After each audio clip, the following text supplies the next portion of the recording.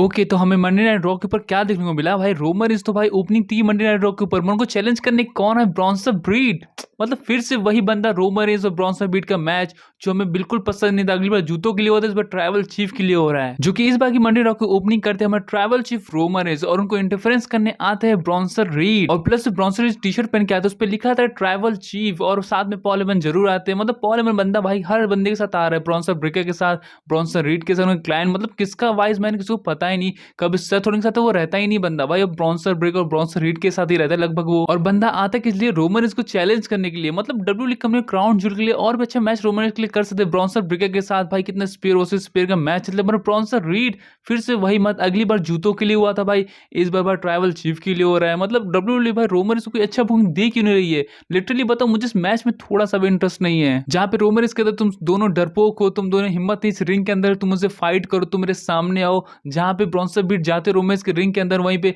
अपने Paul Heyman उनको कान में बोलते कि तुम मत जाओ, जहां पे रोमन रेंस फिर रिप्लाई करते कि तो पॉल हेमन ने यही कहा होगा तुम रिंग के अंदर मत आओ कि तुम डरपोक हो, और ये बात सुन के ब्रॉन्सन रीड बर्दाश्त नहीं कर पाते और जाते हैं रिंग के अंदर। 1v1 भाई उन लोगों का फाइट होता है रोमन रेंस और ब्रॉन्सन रीड का, जहाँ पे फाइट होता है, मतलब सुपरमैन पंच पड़ते हैं, रिंग के बाहर जाते हैं, काफी कुछ और देखने को मिलता है हमें, जहाँ पे डब्ल्यूडब्ल्यूई की टीम देखने को मिलती है, जहाँ पे रोमन रेंस को रोकते हैं कि हाँ भाई फाइट मत करो, उनको रोकती है, ब्रॉन्सन रीड को रोकती है। मतलब जैसे लग रहा था कितना बहुत प्रोफेशनल मैच होने वाला है। एक तरफ रोमन रेंस चलो बढ़िया, दूसरी तरफ कोई बहुत बड़ा हैवी सुपरस्टार है, इसलिए भाई उनको रोकने की कोशिश करे, जैसे कि अंडरटेकर वैसे ब्रॉक लेसनर का मैच नहीं होता है जिसमें भाई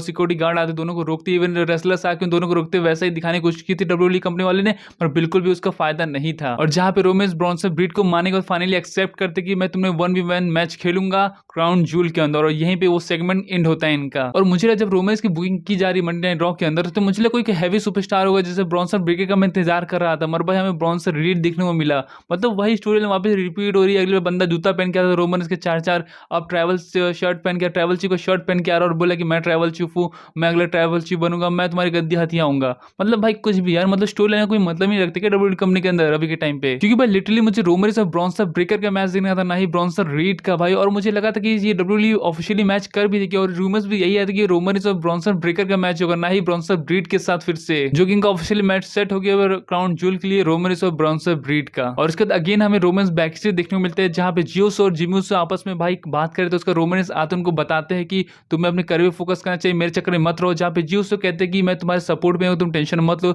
जब तुम्हारा क्राउन ज्वेल के मैच होगा तो भाई मैं तुम्हारे पीछे रहूंगा, मैं तुम्हें सपोर्ट करूंगा। जहां पे रोमन रेंस रिप्लाई करते हैं ऐसी कोई जरूरत नहीं, मुझे किसी की नीड नहीं, मैं अकेले उसको संभाल लूंगा, कोई इतना बड़ा सुपरस्टार नहीं, कोई इतना बड़ा इशू नहीं है मेरे लिए, वो तुम अपनी फाइट के ऊपर फोकस करो, तुम अपने करियर के ऊपर फोकस करो, मेरे पे ध्यान मत दो। और जहां पे रोमन रेंस जियो ऊसो को एडवाइस देते हैं एले नाइट के साथ साथ तुम्हें सीएम पे भी ध्यान देना, वो भी इंटरफेरेंस कर सकते हैं। तो जहां पे जियो ऊसो को बात पसंद नहीं, कोई मुझे एडवाइस दे और वो चले जाते हैं, और जिमी ऊसो को ये कहते हैं कि इन लोग मेरी एडवाइस लेते क्यों नहीं, उनको क्या प्रॉब्लम है एडवाइस लेने से। और जिमी ऊसो कोई रिएक्शन कोई अजीब सा रहता है, फिर वो भी चले जाते हैं। और जहां पे बात करें मेन इवेंट के बारे में, मंडे नाइट रॉ के मेन इवेंट के बारे में, जियो ऊसो और Jimmy Uso versus LA Knight and CM पे एक टैग टीम मैच देखने को मिलता है मेन इवेंट के अंदर। जहां पे मैच की बात करें, मैच का भी डिसीजन नॉर्मल चलता है, जहां स्पेयर पड़ता है भाई, जीटीएस पड़ता है, और एले नाइट का भी अपना फिनिशर पड़ता है। और उसके बाद मुझे लगता है कि मैच के अंदर जियो ऊसो और जिमी ऊसो विन करेंगे, मगर भाई इस मैच के अंदर भाई लास्ट में सीएम पंक ने जीटीएस लगाया, उसके बाद भाई फिर आ जाते भाई पिन करने टैग लेके अपने एले नाइट और मैच को विन कर जाते भाई। मतलब जियो ऊसो को वही पिन करते, फिनिशर भले सीएम पंक ने लगाया, मगर भाई टैग लेके वो पिन करते हो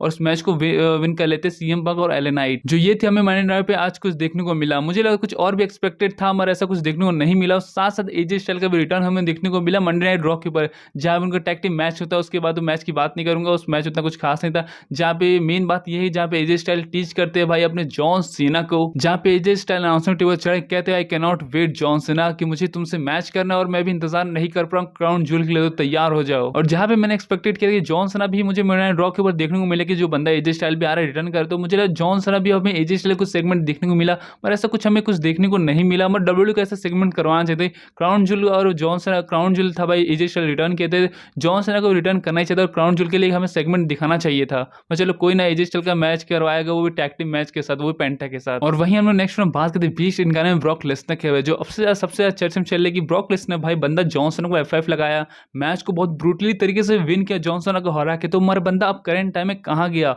और वापस डब्ल्यू के में चला तो नहीं गया, और भाई कोई उसके अपडेट नहीं मिल रहे, ना ही डब्ल्यू के अंदर रिटर्न आया, तो भाई अभी तक गया का उनका अपोनेंट को नहीं आने वाला है। तो भाई ब्रॉक लेसनर हैज मतलब बहुत तगड़े सुपरस्टार है, डब्ल्यू उनको पुराना बीस्ट इनकाने वाला उनको लुक दे रखी है। और वही हम लोग ब्रॉक लेसनर की बात करें, ब्रॉक लेसनर लेसनर का ओपोनेंट कौन हो सकता है और कब तक रिटर्न देखने को मिले। तो ऐसे तो ब्रॉक लेसनर भाई कोई स्मैकडाउन या कोई मंडे नाइट रॉ के ऊपर रिटर्न नहीं करेंगे, हमेशा वो मेन इवेंट या कोई पीपीपी के अंदर रिटर्न करे जहां जिसका उनका फाइट होगा, जिनका फ्यूड स्टार्ट होगा, उनको एक बेहतरीन से F5 लगाएंगे और राइवलरी की स्टार्टिंग करेगी, जैसे हमेशा जॉन सीना के साथ और अदर रेसलर के साथ वो करते हैं। जो कि जैसे कि रूमर्स याद है करंट टाइम में रोमन रेंस और ब्रॉन्सन ब्रेकर का मैच होने वाला था, मगर अब भाई वो मैच चेंज हो गया मंडे नाइट रॉ के ऊपर, जहां पे रोमन रेंस और ब्रॉन्सन ब्रीड का मैच होने वाला है। और मुझे लगता है ब्रॉक लेसनर के साथ ब्रॉन्सन ब्रेकर का मैच करवाएगा WWE, जो कि करंट टाइम में लिस्ट में सबसे टॉप के रेसलर वही है ब्रॉन्सन ब्रेकर ही, जो ब्रॉक लेसनर के साथ उनका नेक्स्ट फीड स्टार्ट होगा और वो नेक्स्ट मैच वो डिलीवर करेंगे उन्हीं के साथ। और मुझे से क्यों लगता है ब्रॉक लेसनर का मैच हमें, ब्रॉक लेसनर का रिटर्न हमें सर्वाइवर सीरीज में और उनका मैच में सर्वाइवर सीरीज के अंदर देखने को मिलेगा। क्राउन जूल के अंदर उनका कोई मैच अभी कोई बुक है भी और नहीं होगा, कि क्राउन जूल का सारे जितने